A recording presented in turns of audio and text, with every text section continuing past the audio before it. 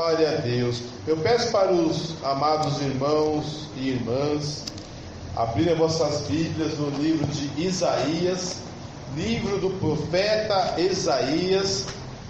Só repetindo para os irmãos, livro do profeta Isaías. Glória a Deus. O capítulo 41, o versículo 8. Glória a Deus.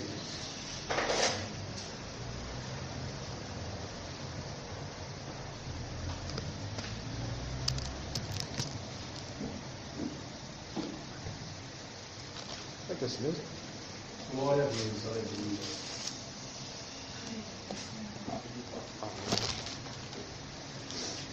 Glória, glória ao Senhor, aleluia.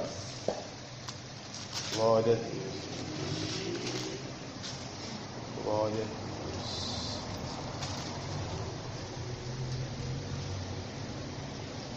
É o versículo 7, amém, irmãos? Falei o versículo errado para os irmãos. Isaías, capítulo 40, versículo 7.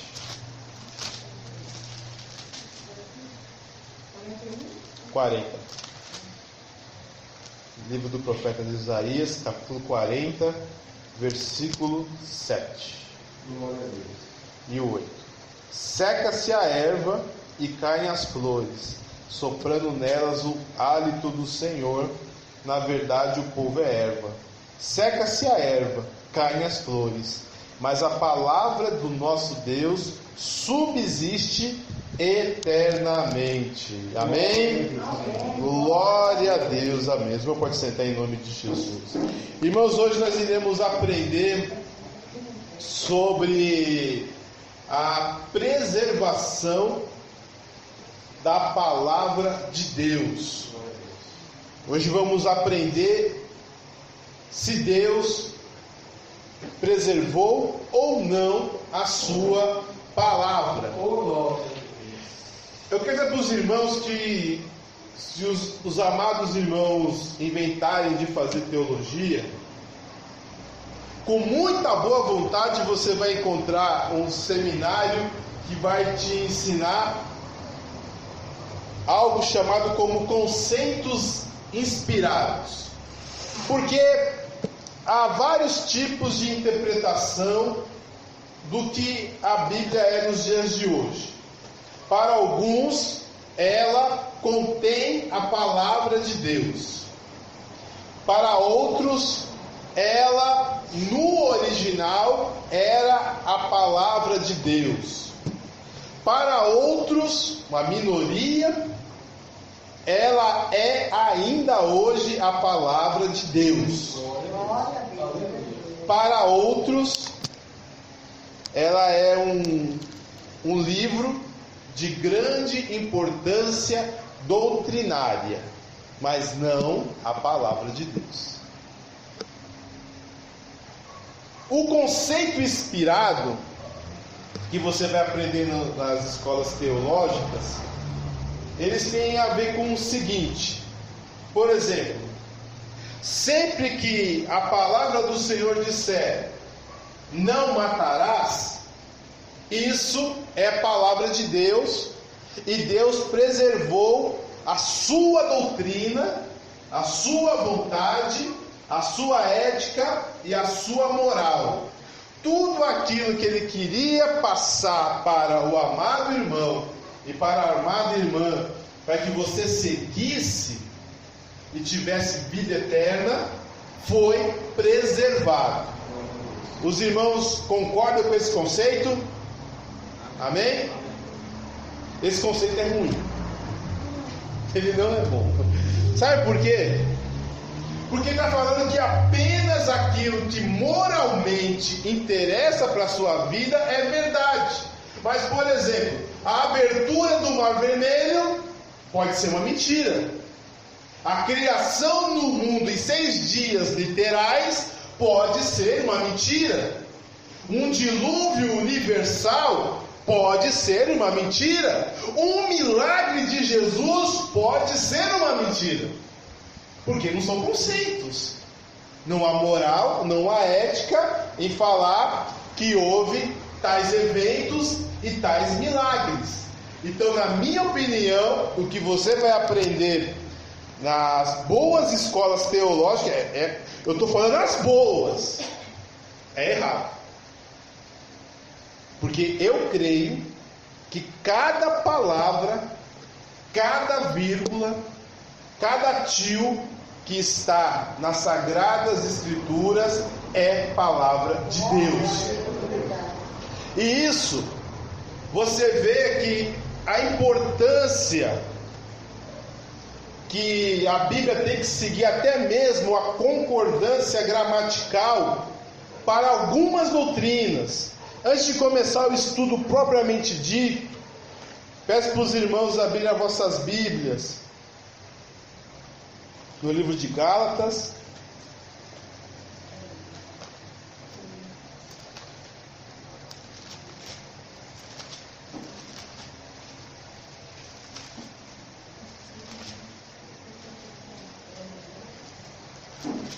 Glória a Deus.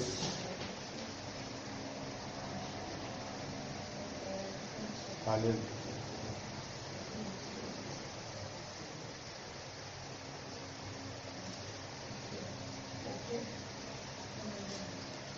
O livro de Gálatas, capítulo 3.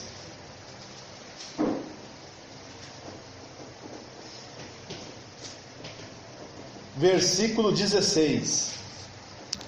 Isso aqui eu estou falando de improviso, irmãos, não estava nem no estudo. Mas vai fazer parte do estudo. Livro de Gálatas, capítulo 3, versículo 16. Ora, as promessas foram feitas a Abraão e a sua posteridade. Não diz as posteridades, como falando de muitas, mas como de uma só. E a tua posteridade é Cristo. O que Paulo está falando? Que por ele crer na palavra de Deus, literalmente, ele não poderia acreditar que a bênção para a humanidade estava sobre os judeus, sobre os filhos de Israel, sobre as descendências de Rúben, de Simeão, de Levi, de Naphtali. Não, a promessa de Deus foi para a tua posteridade, ou seja, uma pessoa que sairá das entranhas de Abraão abençoará todas as famílias da terra. E Paulo falou que essa pessoa é Cristo. Glória a Deus. Ou seja, Paulo levava a sério a literalidade da palavra de Deus a ponto de respeitar o que é singular e o que é plural. Então, o conceito inspirado, que parece muito bonitinho, não, quando a Bíblia fala que nós temos que se santificar, porque é a palavra de Deus e Deus fez de tudo para poder esse conceito ser preservado. Mas quando eu falo assim, mas a Bíblia diz que a terra está firmada e não pode se abalar. Ah não, meu Marcelo, mas a NASA mostra a terra girando, então eu acho que a Bíblia errou. E aí, irmãos, vai acreditar em quem? Na NASA ou na Bíblia? A Bíblia diz que a terra está firme e não pode ser abalada, não pode se mover. E aí? Você vai acreditar na Bíblia ou na NASA? Difícil. Para a ciência de hoje em dia é impossível um dilúvio global, porque a Terra é um globo. Se houver um dilúvio, ela está se mexendo, ela está girando, nunca vai ter um dilúvio universal. No máximo, um dilúvio local, porque sendo ela um globo, a água da Terra tende a se espalhar e não ficar num lugar só, porque ela está girando. Aí as pessoas, querendo justificar as prováveis falhas científicas da Bíblia, ensina o conceito inspirado. Mas eu vou falar uma coisa que um dia eu ouvi de um pastor, e eu vou deixar gravado na mente dos irmãos. O que ele falou não é verdade, mas a lógica é verdadeira. Ele falou que os cientistas dizem que, no caso de Jonas. Ele não poderia ser engolido por uma baleia, porque o estômago de uma baleia é pequeno. Não é verdade. Já foi encontrado vivo depois de 2 semanas o marinheiro que foi engolido por uma baleia. Vivo depois de 2 semanas. Então, o que nosso irmão falou, ele falou talvez baseado em algo que ele ouviu, mas não em fatos. Mas ele falou uma palavra verdadeira. Ele falou: a ciência diz que Jonas não poderia ser engolido pela baleia, porque o estômago da baleia é pequeno. Mas se a Bíblia dissesse que Jonas engoliu uma baleia, eu acreditava. Isso é verdade. Estou pouco me lixando o que a ciência diz. A ciência uma hora diz uma coisa, outra hora diz outra, depois desmente. Está sempre em discussão. Agora, como nós acabamos de ler, mas a palavra do nosso Deus permanece eternamente. Se tem alguma coisa errada, ou é a nossa interpretação, ou é a ciência do homem. Mas a palavra de Deus não pode mentir, porque como está escrito em Romanos: seja Deus sempre verdadeiro e todo homem mentiroso. Amém? A preservação é o processo pelo qual Deus guardou a sua palavra inspirada, cada palavra, nos textos originais gregos e hebraicos e nas boas traduções. Cada geração é responsável por receber e defender as palavras preservadas de Deus. Vamos ler alguns versículos que diz que a palavra de Deus seria preservada? Vamos abrir nossas Bíblias em Salmo capítulo 12. Salmos 12, versículo 7. Salmos não tem capítulo, para os irmãos não aprenderem errado. Salmos 12, versículo 7. Por que Salmos não tem capítulo, irmão Marcelo? Por quê? Porque é inário. Quando eu vou ler aqui, quando eu vou cantar o hino da água, eu falo: irmãos, abre o hino capítulo 195. Não, é o hino 195. Como os Salmos é o inário, eu não posso falar Salmos capítulo 12, amém? A mesma coisa para Cantares, hein? Cantares também é a mesma coisa. Salmos. Oi? Por que está com os capítulos? Muito nitidamente. Não, mas foi a divisão dos hinos. O hino 10, o hino 12. Amém? Na verdade, a divisão de capítulos e versículos foi feita no século XI pelos monges. Os irmãos lembram que na Bíblia, quando Jesus foi pregar a primeira vez a palavra na sinagoga, lá em Nazaré, ele abriu o pergaminho de Isaías e falou: e achou. O que quer dizer aquilo? É porque na época não tinha capítulo e versículo. Quem criou capítulo e versículo foi lá na Europa, lá no século XI. Acho que eu esqueci o nome do monge, só lembro do primeiro nome dele. Era o monge Robert, eu esqueci o nome dele. Ele criou a divisão de capítulos e versículos, mas a Bíblia não foi escrita em capítulos e versículos, amém? Quem criou foi o homem. Os capítulos e versículos. 12, versículos 7 diz assim: Tu nos guardarás, Senhor, desta geração nos livrará para sempre. Salmos 33, 11 diz assim: O conselho do Senhor permanece para sempre, os intentos do seu coração de geração em geração. Ou seja, aquilo que Deus quer ensinar nunca vai se perder. Salmo 100, versículo 5, ou pode falar verso 5, não importa. Diz assim a palavra do Senhor: Lembrai-vos das maravilhas que fez, dos seus prodígios e dos juízos da sua boca. Também 1 Pedro capítulo 1, versículo 23. 1 Pedro capítulo 1, versículo 23.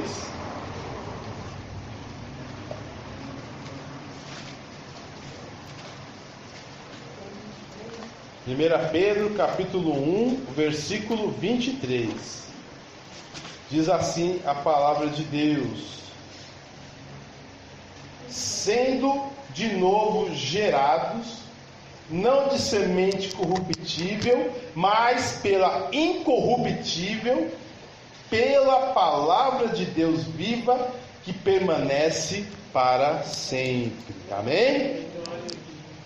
Ou seja, nesses versículos, o Senhor disse que Ele iria preservar a palavra dele.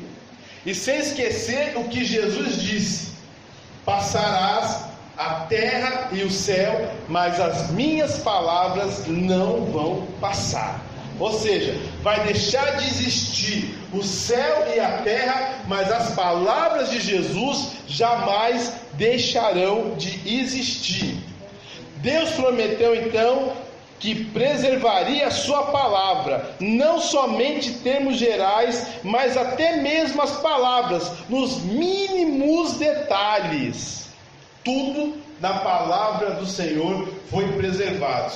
Os irmãos já ouviram falar dos manuscritos do Mar Morto, que foram numa caverna lá em Qumran, lá na Palestina. Aí tinha nos potes de barro alguns pergaminhos, e quando foi ver, eram pergaminhos de uma antiga comunidade essênia judaica do primeiro século, e que havia muitos livros, muitos pergaminhos. Você sabe qual foi o primeiro pergaminho que eles acharam? É o que nós acabamos de ler, Isaías 40, versículo 8, mas não estava em capítulo, mas foi a palavra que eles acharam: seca-se a erva, vai-se a flor, mas a palavra do Senhor permanece eternamente. Ou seja, até naquilo que é mais antigo, o Senhor preservou a sua palavra. Qual que é a importância de Deus ter preservado a sua palavra? A importância está, irmãos, em a gente confiar, em ter confiança daquilo que foi dito. Como nós podemos, por exemplo, falar assim: olha, quando Deus nos chama à santidade, quando fala da ressurreição de Cristo, que remonta também a nossa ressurreição no futuro, que nós teremos um corpo igual de Jesus, eu tenho que acreditar nisso porque é um conceito. Mas se algumas coisas da Bíblia é verdadeira e outras não são verdadeiras, quem vai decidir o que é verdadeiro e o que é mentiroso? Eu vou escolher quais são as palavras de Deus que estão de acordo com a vontade do Senhor, porque a interpretação do homem é enganosa, o coração do homem é enganoso, os tempos mudam, os costumes mudam, a moral muda, tudo muda. Os irmãos sabem que até pouco tempo atrás era comum a pessoa não tomar banho. Era normal. As pessoas não tomavam banho. Eles achavam que fazia mal tomar banho, que podia sair a pele. As pessoas só tomavam banho com recomendação médica. As pessoas que eram ricas, alguns reis, tomaram banho 2 vezes na vida, quando nasceram e quando morreram. Os pobres então tomavam banho nunca. Era o costume. Mas na palavra de Deus pede para a pessoa se banhar. Pede. A palavra de Deus pede várias vezes para a pessoa se banhar, principalmente no Antigo Testamento. Já pensou alguém decidir que a parte que pede para a pessoa se banhar não fosse palavra de Deus, porque não era costume tomar banho? Não vale. Não vale. Nós temos que acreditar que cada vírgula, cada palavra que está no livro que chegou até nós foi preservado. Por quê? Porque a palavra de Deus, ela é a vontade de Deus. Se Deus é eterno, a sua palavra também tem que ser eterna. Não é só ele em si, mas tudo que ele falou tem que ser eterno, não pode cair por terra. Porque se a palavra dele pode ser modificada, ele também pode ser modificado. Porque Jesus, que é chamado Deus, o Filho de Deus, aquele que morreu na cruz e que pelo seu sangue resgatou a sua igreja, ele é chamado Verbo de Deus. Que isso quer dizer que Jesus é a palavra de Deus. Logo, a palavra de Deus é eterna. No princípio era o Verbo estava com Deus e o Verbo era Deus. Em Apocalipse diz que quando Jesus aparecer, que vai tirar uma espada afiada da sua boca, ao qual se chama a palavra de Deus. Deus e a sua palavra não estão desassociadas. A nossa palavra, a palavra do homem, muitas vezes é desassociada à sua pessoa. Muitas vezes eu falo coisas, mas não faço. Muitas vezes eu falo coisas boas, mas elas não têm nada a ver com o meu caráter. Muitas vezes minhas palavras são boas, mas o meu caráter é ruim. Muitas vezes as minhas palavras não são tão exatas, mas o meu caráter é bom.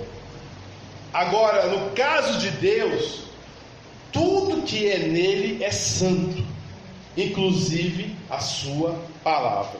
Amém? Então Deus prometeu preservar a sua palavra nos mínimos detalhes. A doutrina da preservação não garante que homens nunca vão tentar corromper a palavra de Deus. Ou seja, irmãos, tentativas de corromper a palavra de Deus sempre existiu e sempre existirão. Eu peço para os irmãos, não sei se os irmãos entendem disso, para abrir o começo da sua Bíblia e verificar, por favor, qual que é a tradução da sua Bíblia. Amém? De quando? Revista corrigida, né? A minha é revista e corrigida, edição de 1995. Amém? Amém? Se você pegar as Bíblias, existem Bíblias da nova tradução da linguagem de hoje, Bíblia Viva, Almeida Revista Atualizada, Nova Versão Internacional, existe Almeida Corrigida e Fiel, existem várias traduções da Bíblia. E eu posso garantir para os irmãos que a grande maioria delas são de versículos corrompidos.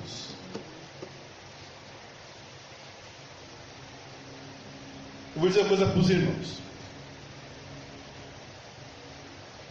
Existe por volta de 5.236 manuscritos do texto original grego do Novo Testamento. 5.236 cópias do texto original do Novo Testamento. Assim como Paulo escreveu, assim como Pedro escreveu, assim como Marcos escreveu, nós conseguimos achar 5.236 cópias desses manuscritos. Você sabe qual que é a precisão de 5.000 documentos entre eles? é de 99,5%. Praticamente não há diferença entre eles. Eles são iguais. O Novo Testamento tem.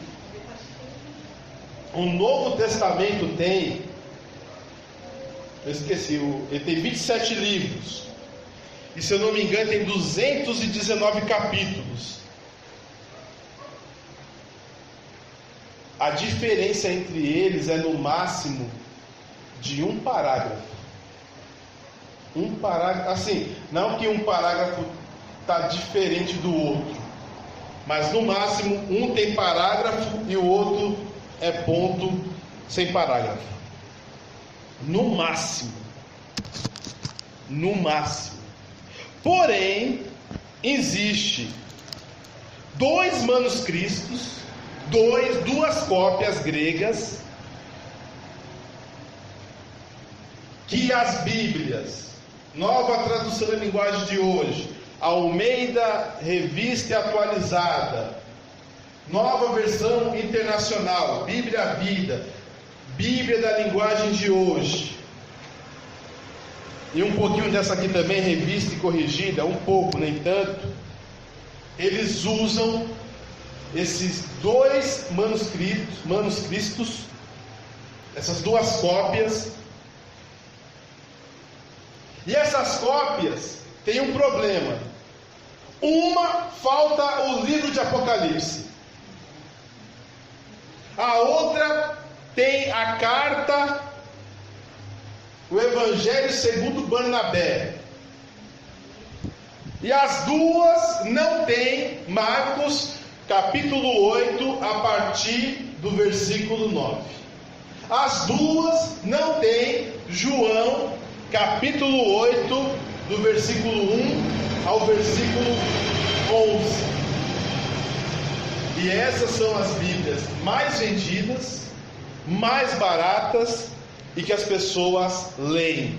Essas Bíblias, elas foram colocadas para trazer confusão ao povo de Deus. Porque as Bíblias que sempre nós lemos, desde o começo da Reforma Protestante, desde os valdenses, que era uma igreja que estava na mesma época da Igreja Católica, eles usavam dos 5.236 cópias originais do grego.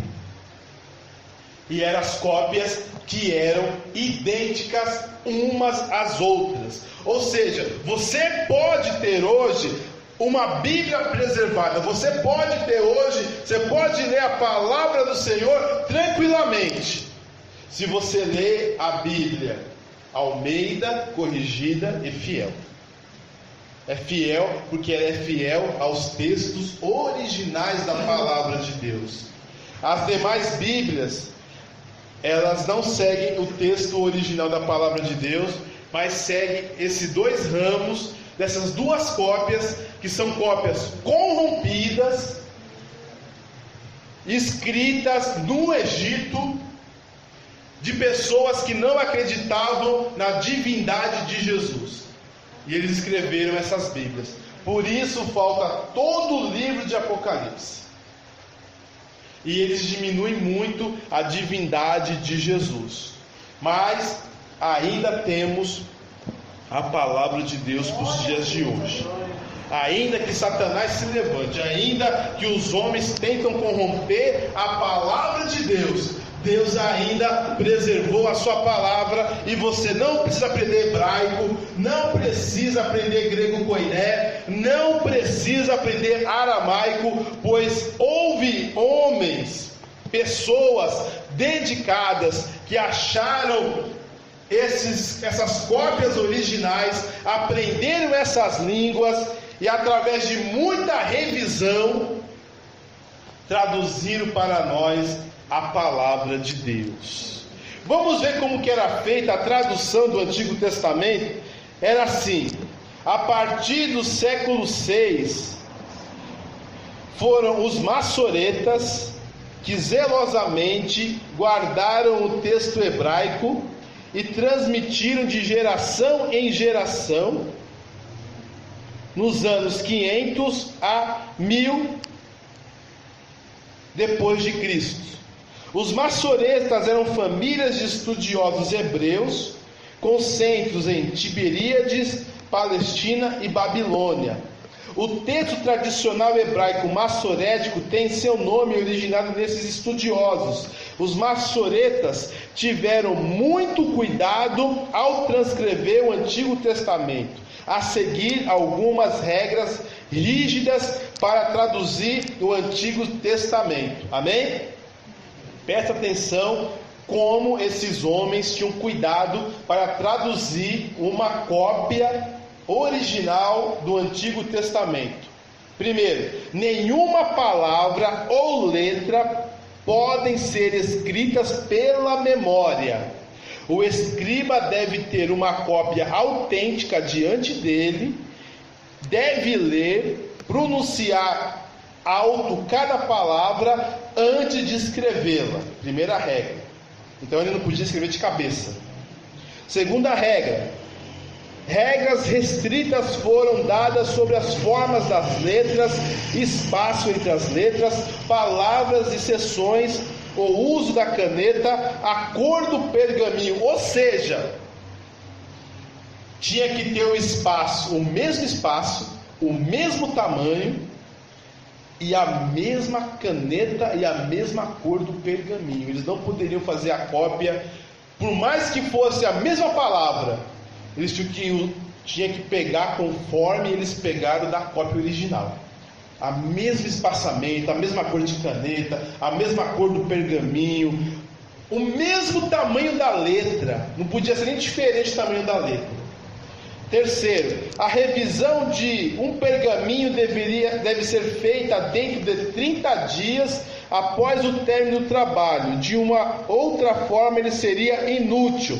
Um erro numa folha condena a folha. Se fosse encontrado 3 erros em uma página, todo o manuscrito era condenado. Ou seja, o copista acabava de fazer um pergaminho. Tinha 30 dias para um outro copista olhar, comparar a cópia original com a cópia que foi feita, ver se tinha as regras 1 e 2 tudo certinho. Se tivesse um erro, aquela folha era jogada fora e feita uma nova cópia daquela folha. Mas se tivesse 3 erros no pergaminho, 3 errinhos, o pergaminho todo era jogado fora e tinha que fazer do zero novamente.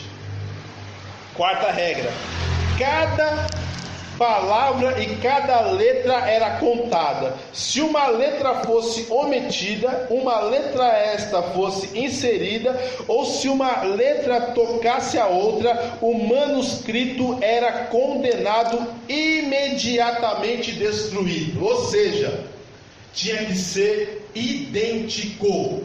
Se tivesse qualquer palavrinha a mais, qualquer palavrinha a menos, qualquer vírgula a mais, qualquer vírgula a menos, qualquer espaço a mais, ele era eliminado.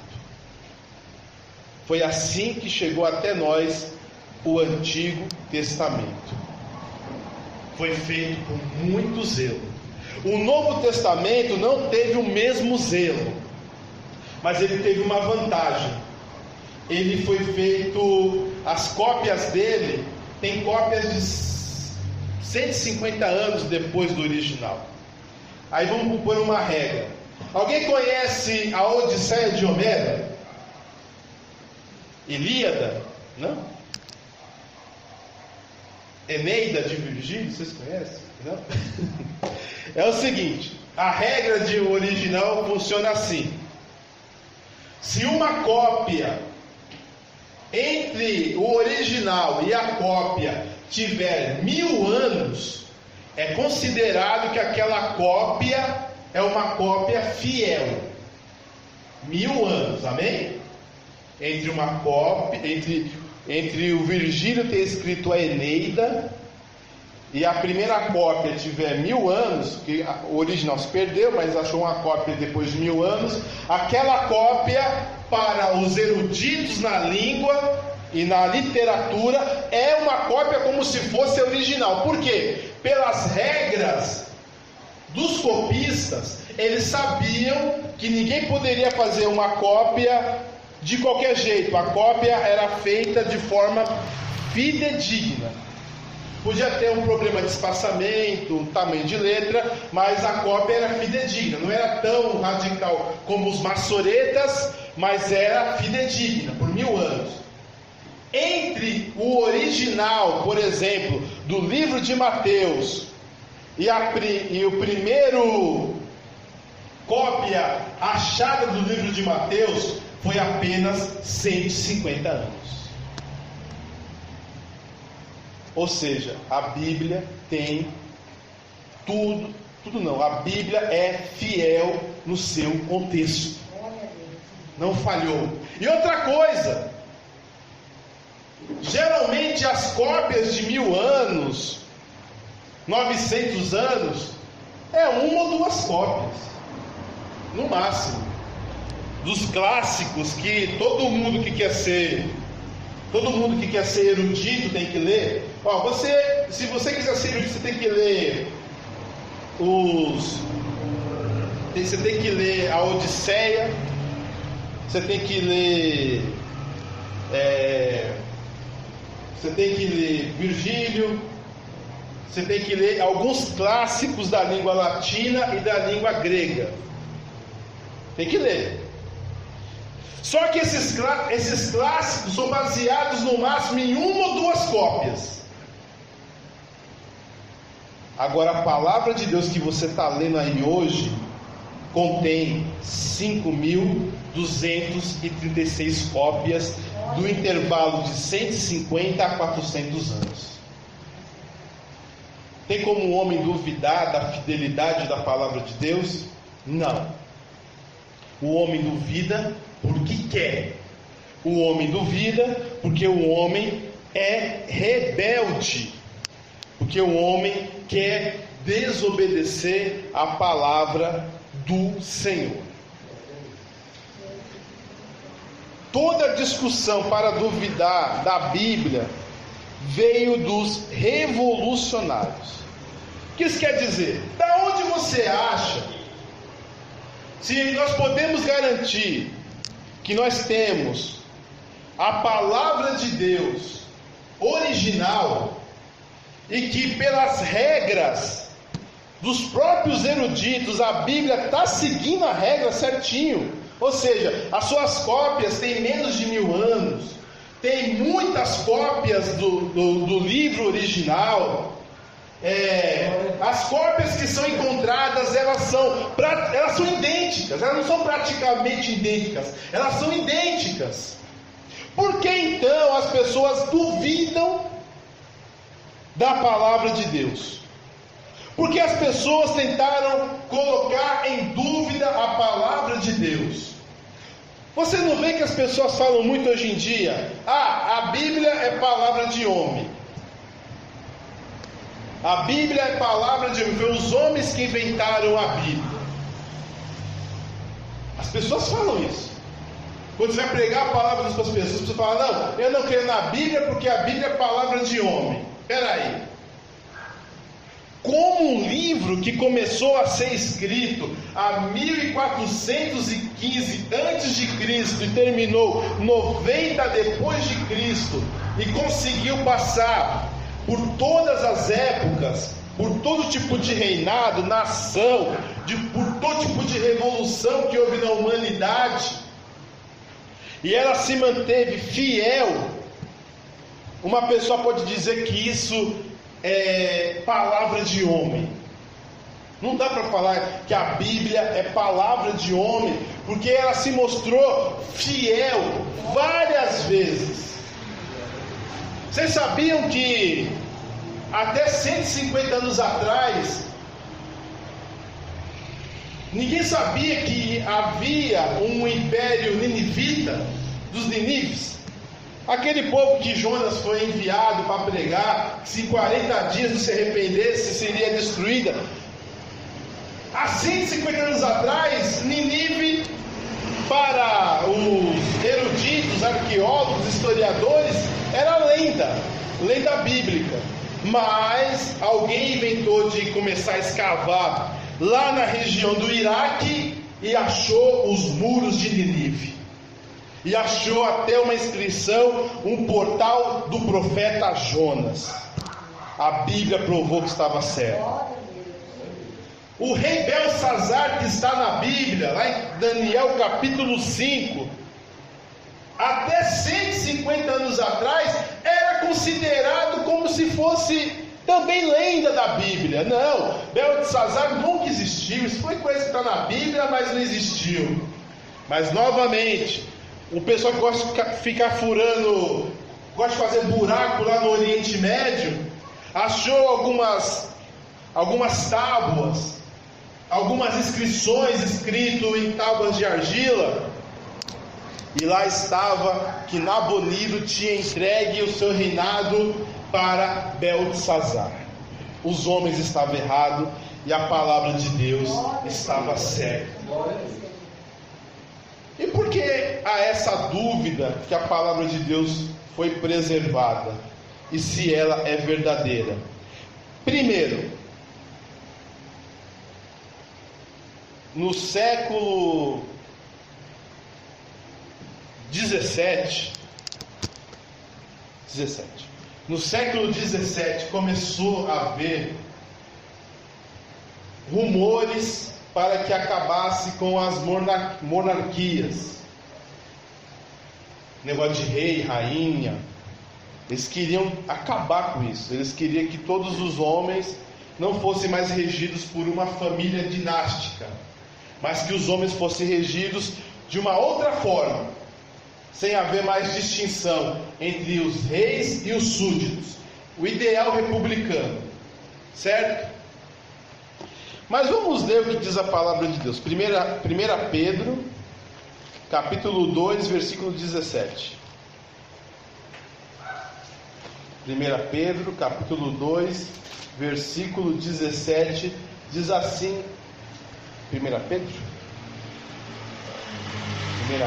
capítulo 2, versículo 17. Estava no segundo, por isso que não estava certo. 1 Pedro 2, 17 diz assim: honrai a todos, amai a fraternidade, temei a Deus, honrai o rei. Essa simples palavrinha deu uma confusão fora do comum na Europa. Porque os revolucionários chegaram e falaram assim: não, você não pode ter rei, esse negócio de rei está errado, tem que todo mundo ser igual, não pode ter mais famílias reais, famílias nobres, que tenham direito a governar. Aí as pessoas que liam a Bíblia olhavam assim: não, mas a Bíblia diz para eu honrar o rei. E aí, como fica? A Bíblia diz para eu honrar o rei. Em Provérbios, então, tem mais palavras sobre essa. Aí os revolucionários, nervosos com isso, começaram a botar em dúvida a palavra de Deus. Um outro motivo que a palavra de Deus hoje, as pessoas duvidam dela e acham que ela não está preservada. Esse foi o primeiro motivo. Eles não gostaram de estar na Bíblia honrar o rei, porque eles queriam, como é hoje, primeiros ministros, presidentes, essas coisas, mas não rei. Mas o segundo motivo é: quando houve a reforma protestante ela aconteceu numa época em que foi inventado o prelo mecânico. Ou seja, as cópias não era mais feita de forma manual, mas era de forma mecânica. Simplesmente você imprimia as páginas usando os negócios de ferro, assim, bem pesado, era bem complicado, era um prelo. Aí você escrevia aquilo numa tábua assim de ferro, aí simplesmente ele colocava a tinta, ele batia nos papéis e imprimia, não era mais à mão. Então algo que demorava meses para acabar, acabava em dias. E quando houve a reforma protestante, os reformadores usaram da tradução da Bíblia, do latim, do grego, do hebraico, do aramaico, para as línguas das pessoas. Porque antigamente você só conseguia ler a Bíblia ou em grego ou em latim, ou se você fosse judeu, em hebraico. Você não conseguia ler a Bíblia em português, em alemão, em francês, em inglês, húngaro, búlgaro, russo, também russo. Você não conseguia ler a Bíblia na sua própria língua. Você tinha que entrar numa igreja católica e aprender a falar latim e ler em latim, porque as Bíblias eram em latim. Na verdade, era até proibido ler a Bíblia, para falar a verdade. Só os padres poderiam ler a Bíblia. Só alguns doidos que gostavam de livros, que tinham Bíblias em casa. Mas a maioria das pessoas nem se preocupava. Para falar a verdade, as pessoas nem se preocupavam em ler. As pessoas não tinham essa preocupação em leitura. Então, além de não querer ler, a leitura da Bíblia era em latim. Não dá. Latim já era uma língua morta há 600 anos atrás. Só se falava na igreja. Mas dentro do povão ninguém falava mais latim. Certo? O que fizeram os reformadores? Eles traduziram a Bíblia do grego para o português, que foi João Ferreira de Almeida, para o alemão, que foi Lutero, para o inglês, que foi Tyndale, e depois o rei Tiago I também traduziu para o inglês. Também teve tradução francesa, teve tradução espanhola. Então o povo, boa parte do povo, pelo menos 10% do povo, já poderia ler a Bíblia na sua língua. Os analfabetos não iam ler, mas pelo menos parte do povo poderia ler e poderia ensinar a Bíblia. O que eles aproveitaram? Fizeram um monte de Bíblia. Aproveitaram o prelo mecânico e fizeram muitas Bíblias, muitas, e distribuíram por todo lugar que eles poderiam chegar. Até hoje há um esforço missionário da tradução da Bíblia Sagrada, porque ainda há centenas de línguas ao qual a Bíblia ainda não foi traduzida. Mas na época, as línguas europeias e línguas orientais, a Bíblia conseguiu ser traduzida e a Bíblia chegou ao mundo todo. O que aconteceu? As fés baseadas na Bíblia Sagrada, como a fé protestante reformada, a fé anabatista, a fé batista, a fé menonita, que são baseados exclusivamente na Bíblia e não na tradição, começaram a crescer absurdamente. As pessoas estavam deixando de ser católicas para se tornarem protestantes ou evangélicas. Protestantismo é uma coisa, evangélica é outra, amém, irmãos? Depois eu explico.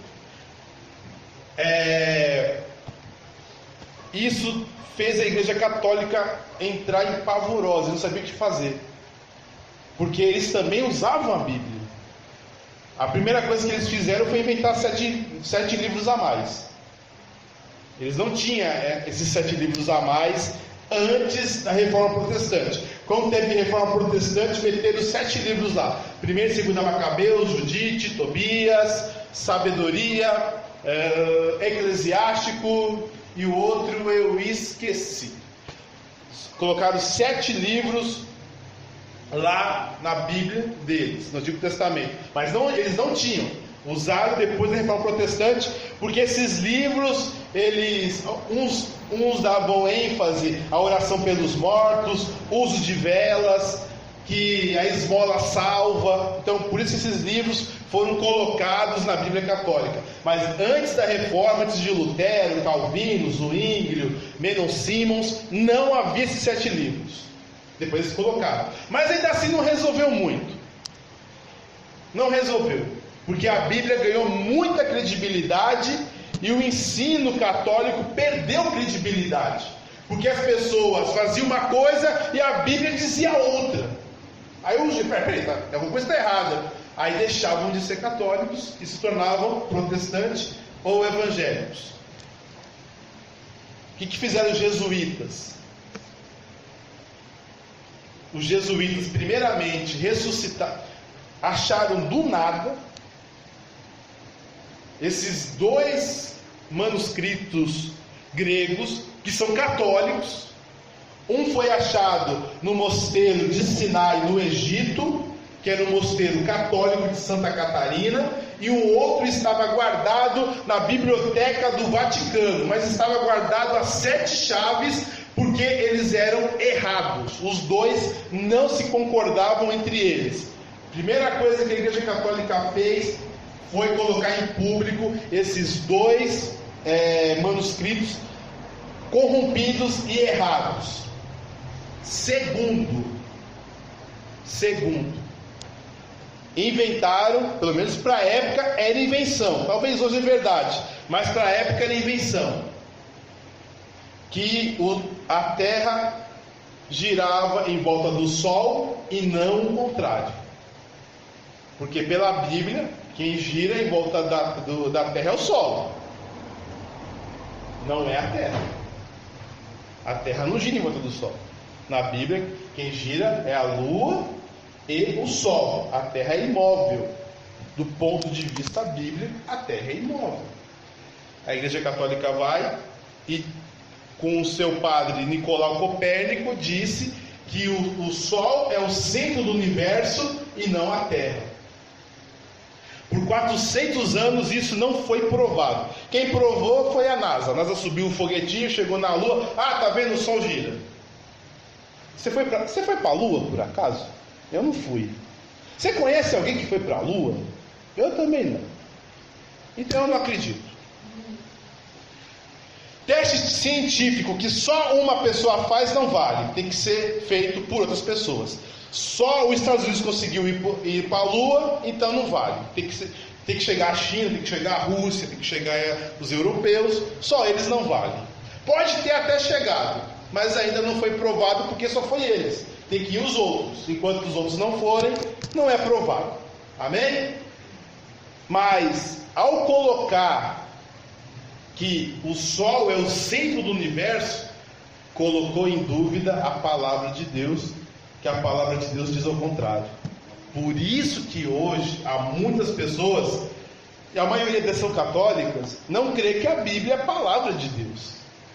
Porque homens malignos foram usados segundo os seus propósitos, segundo a sua vontade, a sua ideologia, para colocar em descrédito a palavra de Deus. Aí inventaram falsa ciência, inventaram falsas cópias da Bíblia, para que hoje não venhamos acreditar na palavra de Deus. Mas, como disse Jesus em Mateus capítulo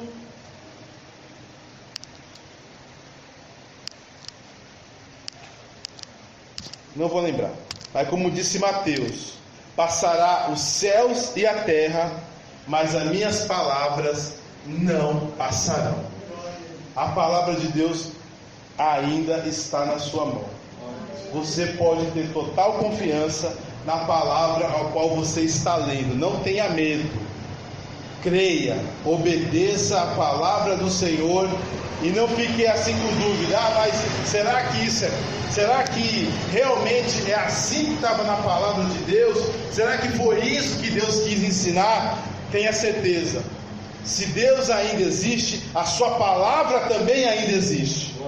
E a Bíblia diz que Jesus é o mesmo ontem, hoje e será para sempre. Se Ele é o verbo de Deus, a palavra dele foi a mesma ontem, é a mesma hoje e será para sempre. Não duvide da palavra de Deus, irmãos. Nossa obrigação é o quê? Aprender, guardar, ouvir e obedecer. Faça isso e você será abençoado. Amém, irmãos? Deus abençoe os irmãos em nome de Jesus. Glória.